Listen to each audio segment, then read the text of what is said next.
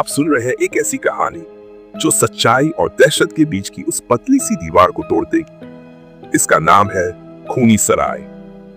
आज की ये कहानी आपको एक ऐसे रहस्य से रूबरू कराएगी जो न जाने कितनी रूहों को निकल चुका है।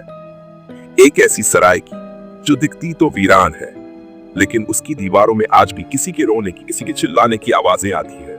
हिमाचल की वादियों से लगभग 3 घंटे की दूरी पर है एक पुराना टूटा फूटा रास्ता जिसे गांव वाले साया घाटी कहते हैं। सुनने में तो ये जगह एक जंगल की तरह लगती है, मगर इस रास्ते के बीच में स्थित है एक पुरानी सराय, विराम सराय।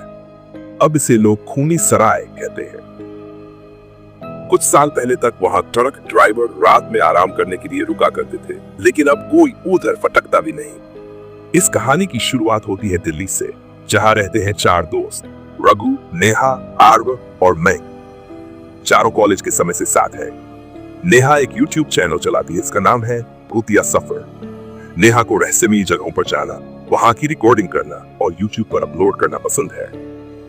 एक दिन इंटरनेट पर ब्राउज करते हुए उसे एक ब्लॉग मिला, विराम सराय की आखिरी चीख। उसमें लिखा था, एक ऐसा स्थान जहां रात में कुछ है जो नींद में इंसानों को खा जाता है।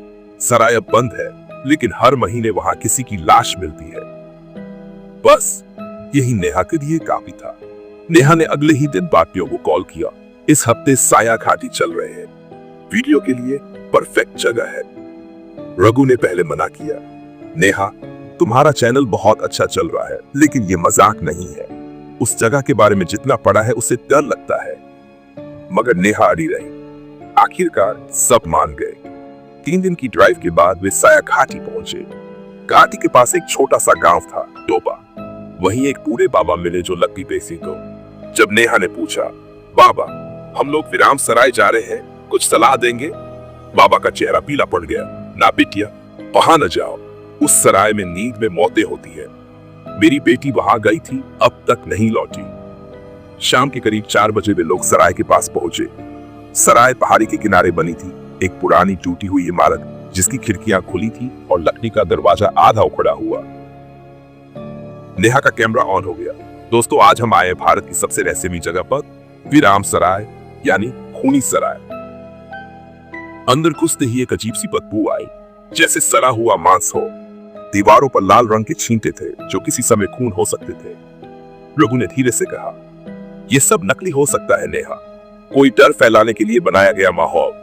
मगर उसकी बात खत्म होने से पहले ही एक लकड़ी का फर्श नीचे से टूट गया और आर्व लगभग गिर ही पड़ा। सीढ़ियों से नीचे झांका गया, एक अंधेरा तहखाना जहां से धुआं उठ रहा था और जलने की बू आ रही थी। नाटा। शाम के बाद सराय पर सन्नाटा गहराने लगा था। चारों दोस्तों ने अपना सामान एक कमरे में रख दिया था, एक लंबा सा कमरा जिसकी दीवारों पर पुरानी तस्वीरें थी। कहीं एक बूढ़े आदमी की तस्वीर, कहीं किसी महिला की अधूरी छवि, जैसे कोई जमाने में यहाँ खुशहाल जीवन रहा हो। मगर अब हर तस्वीर जैसे रो रही थी।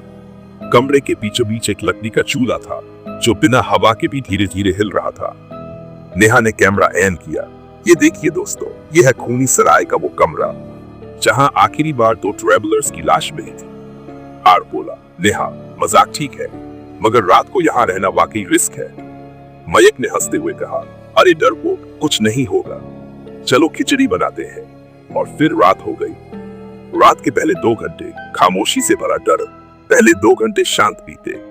नीचे वाले कमरे में उन्होंने एक स्टोव जलाया, खाना पकाया और थोड़ा हंसी मजाक किया। नेहा ने लॉग रिकॉर्ड किया। रात के 9 बजे है, अभी तक कुछ अजीब नहीं हुआ, लेकिन अंधेरा बहुत गहरा है और सराय की खिड़कियों से ऐसा लगता है जैसे कोई हमें देख रहा हो। रघु ने आसपास देखा। मैं अभी जाकर सराय के चारों ओर चक्कर लगाता हूँ, कैमरे में शायद कुछ दिख जाए। ठीक है, मैं ऊपर वाले कमरे में जाती हूँ, वहां से व्यू अच्छा मिलेगा। रघु जब सराय के पिछले हिस्से में गया तो दीवार के पास कुछ चमकती हुई चीज दिखी। उसे लगा शायद कोई शीशा होगा। वो आगे बढ़ा और देखा एक पुराना लाल रंग का लॉकेट जमीन पर गिरा पड़ा था। उसने जैसे ही उसे उठाया, पीछे से एक ठंडी हवा का झोंका उसके कान के पास से गुजरा। रघु ने कैमरा उठाया और पीछे उठकर देखा, कुछ नहीं। मगर जब उसने रिकॉर्डिंग दोबारा चेक की, एक पल के लिए एक परछाई भागती हुई कैद हो गई थी। लंबे बाल, सफेद चिटक रंग, बिना चेहरे वाली एक स्त्री। जिसका हाथ पूरी दीवार पर खून से लथपथ रेंगता गया था। नेहा ऊपर के कमरे में थी। उसने खिड़की से सराय के चारों ओर कैमरे से फुटेज लेना शुरू किया, लेकिन तभी किसी ने दरवाजा धीरे से खटखटाया। ने दरवाजा खोला। बाहर कोई नहीं था, मगर जब वो पूरी सामने वही स्त्री खड़ी थी। नेहा चीखी नहीं, उसका गला जैसे किसी ने दबा दिया हो। कमरे में कैमरा चालू था। रिकॉर्ड हुआ। वो परछाई धीरे धीरे नेहा के पास आई और अचानक गायब हो गई। नेहा फर्श पर गिर गई। दूसरी रात, निशानों की शुरुआत। सुबह जब तीनों दोस्त उठे तो देखा नेहा उनके पास नहीं थी। कमरे के एक कोने में जमीन पर लाल रंग से बनी आकृति, एक त्रिकोण जिसके चारों तरफ तंत्र के प्रतीक थे। आरुण ने फौरन कैमरा देखा। नेहा पूरी रात फर्श पर नहीं थी, मगर उसका चेहरा मुस्कुरा रहा था और होठों से शब्द निकल रहे थे, मैं अब तुम्हारी नहीं रही। तभी सीढ़ियों से नेहा धीरे धीरे उतरती है, आंखें सुर्ख, बाल बिखरे हुए और हाथ में वही लॉकेट जो रघु को रात में मिला था। रघु चौंक गया। नेहा, ये कहां से मिला तुम्हें? नेहा ने कहा, उसने मुझे दिया। उसने कहा, अब मैं सुरक्षित हूं। उस दिन के बाद से नेहा बदल गई थी। वो अकेले बात करती थी, दीवारों से, छत से, शीशे से। रात को उसका शरीर कांपता और वो तांत्रिक भाषा में कुछ बड़बड़ाती। रघु और मैं को शक हो गया था, कुछ तो है इस सराय में। शायद नेहा पर किसी आत्मा ने कब्जा कर लिया है। आरव बोला, हमें अब निकल जाना चाहिए। इस जगह को छोड़ दो। नेहा को डॉक्टर के पास ले चलेंगे। मगर सराय के बाहर जाते ही दरवाजा खुद से बंद हो गया। एक आवाज आई, बलि के बिना कोई नहीं जा सकता। साया दिखाई देता है। अगली रात मयंक को सपना आता है। वो एक तहखाने में खड़ा है जहां दीवारों से खून बह रहा है। सामने एक तांत्रिक बैठा है, चेहरे पर काली राख और आंखों में अंगारे। तू ही है अगला, या तो बलि दे या खुद बन जा बलि। जब मयंक उठता है, उसकी छाती पर नाखूनों से बने गहरे कट है, कपड़े फटे हुए हैं, रात और नाभि पर राख जमी है। एक बार फिर सराय के निचले हिस्से से तेज सरसराहट की आवाज आई। दीवार के पास एक दरार धीरे धीरे फैल रही थी और फिर ठप 1 इंच जमीन पर गिर गई। आरव बोला, ये जगह अब खतरे से बाहर है, हम 1 मिनट भी और नहीं रुक सकते। रघु बोला, नेहा की हालत ठीक नहीं है, हम उसे ऐसे नहीं छोड़ सकते। नेहा उस वक्त सराय के कोने में बैठी हुई थी, फर्श पर बने त्रिकोण के बीच। उसकी आंखें बंद थीं, होंठ हिल रहे थे और उसके आसपास स्याह धुआं। मयंक आगे बढ़ा, हमें देखना होगा कि ये सब शुरू कहां से हुआ। उन्होंने तय किया, अब तहखाना आना, नीचे उतरना, अंधेरे के पेट में। रघु, मयंक और आरव ने दीवार को हटाया। वहां एक पत्थर की बनी पुरानी सीढ़ियां नीचे जा रही थी। हवा भारी हो गई थी। टॉर्च जलाने पर भी कुछ साफ नहीं दिख रहा था, जैसे अंधेरा खुद एक जिंदा चीज हो। हर कदम पर सरसराहट, फुसफुसाहटें और दीवारों पर खून से बने चिन्ह। नीचे जाकर उन्हें एक बड़ा हॉल मिला, जिसकी दीवारों पर हड्डियां टंगी थी और बीच में एक बड़ा काला तांत्रिक चक्र बना था। और वहां एक शव रखा था, एक बच्चे पर, लाल चादर में लिपटा हुआ। एक पुरानी डायरी वहां एक कोने में मिली। उस पर लिखा था, बाल बलि, हर साल एक, वरना वह जाग जाएगा। रोहन पढ़ते कांप गया। ये सराय किसी पुराने तांत्रिक की थी, जिसने शैतानी आत्मा को बुलाने के लिए बच्चों की बलि दी थी। तभी नेहा की आवाज तहखाने में गूंजी, अब बलि अधूरी है, अब रक्त मांगा जाएगा। नेहा अब तहखाने के ऊपर खड़ी थी। उसके चेहरे पर हंसी नहीं, वहशीपन था। उसकी आंखें काली हो गई थी और वह हवा में तैर रही थी। अचानक तहखाने की जमीन हिलने लगी। बीच का चक्र जल उठा। उसमें से एक आकृति निकली, एक काला तांत्रिक, आधा इंसान आधा जानवर, जिसका मुंह बकरी जैसा और शरीर हड्डियों से बना हुआ था। उसने सीधा मयंक की तरफ देखा। इस बार तेरी बलि होगी, तेरी आत्मा मुझे पूर्ण करेगी। मयंक चीख पड़ा, नहीं, मुझे मत ले जा। आरव और रघु ने मयंक को बचाने की कोशिश की, लेकिन आकृति ने हवा में हाथ उठाया और दोनों दीवार से जा टकराए। तहखाने का दरवाजा बंद हो गया। अब सिर्फ मयंक और वह शैतान आमने सामने थे। मयंक ने देखा, नेहा की आंखों में अब भी एक छोटी सी चमक बाकी थी, मानो उसकी आत्मा पूरी तरह कब्ज में नहीं आई हो।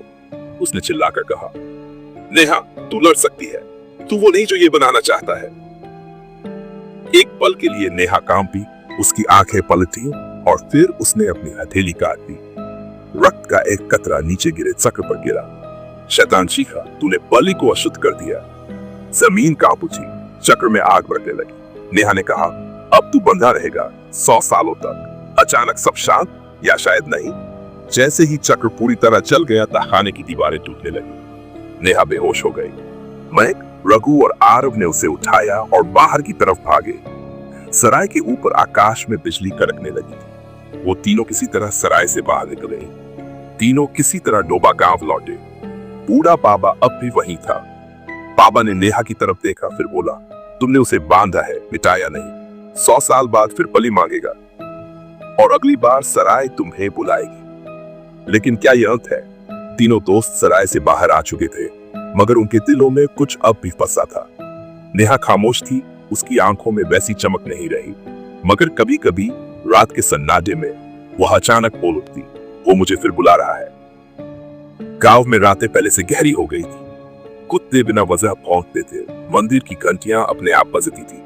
सराय की तरफ जाने वाली कच्ची पगडंडी पर अब भी किसी के कदमों की आहट सुनाई देती है, जैसे कोई अब भी वहां है, देख रहा है, इंतजार कर रहा है।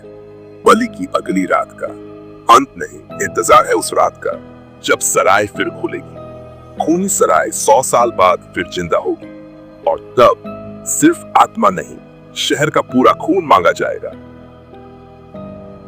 अगर आपको ये डरावनी कहानी पसंद आई हो तो कृपया इसे लाइक करें, अपने दोस्तों के साथ शेयर करें और हमारे चैनल को सब्सक्राइब करना न भूलें। आपके एक एक लाइक और कमेंट से हमें नई कहानियां लाने की प्रेरणा मिलती है। आपका सपोर्ट ही हमारी ताकत है। अगर आप चाहते हैं कि हम और भी रोमांचक और डरावनी कहानियां लाते रहें, तो चैनल को सब्सक्राइब करें और बेल आइकन दबाएं, ताकि कोई भी नई कहानी आपसे छूट न जाए। हमारे कंटेंट को सपोर्ट करने के लिए वीडियो को लाइक करें और कमेंट में अपनी राय जरूर दें।